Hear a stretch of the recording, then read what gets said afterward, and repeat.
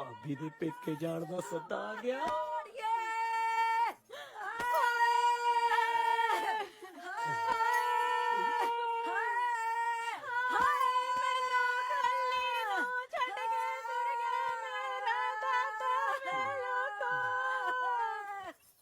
ਕੁੜੇ ਵੇਲੇ ਨਾਲ ਤਿਆਰ ਹੋ ਜਿਓ, 2-3 ਵਜੇ ਲਾਂਬੂ ਲਾਉਣਾ ਹੈ।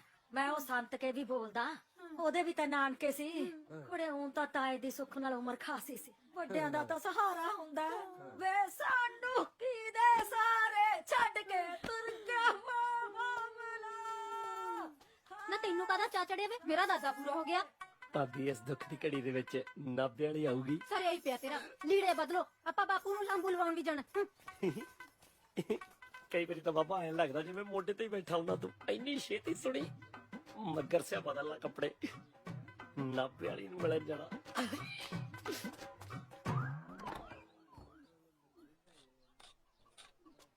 ਉਹ ਗਰਦਾਰੀ ਜਾਣਾ ਕਿ ਨਹੀਂ? ਉਹ ਮੈਂ ਹੀ ਤਾਂ ਜਾਣਾ ਵਾ, ਆ ਗਿਆ ਬਸ।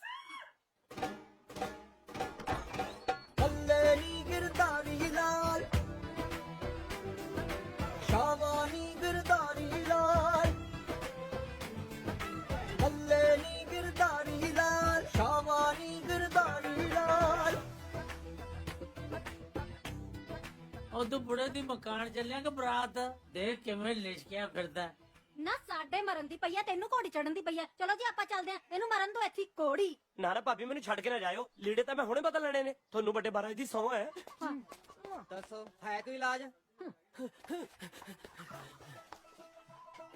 ਉਹ ਮੁੰਡਿਆਂ ਦੇ ਸਿਰ ਤੇ ਤਾਂ ਸਰਦਾਰੀ ਹੁੰਦੀ ਹੈ ਦਾਦਾ ਜੀ। ਕਿੱਥੇ ਚਲੇ ਗਿਆ ਮੇਰੀ ਭਾਬੀ ਦਾ ਟੱਬਰ ਸੁਣਾ ਕਰਕੇ? ਚਲਿਏ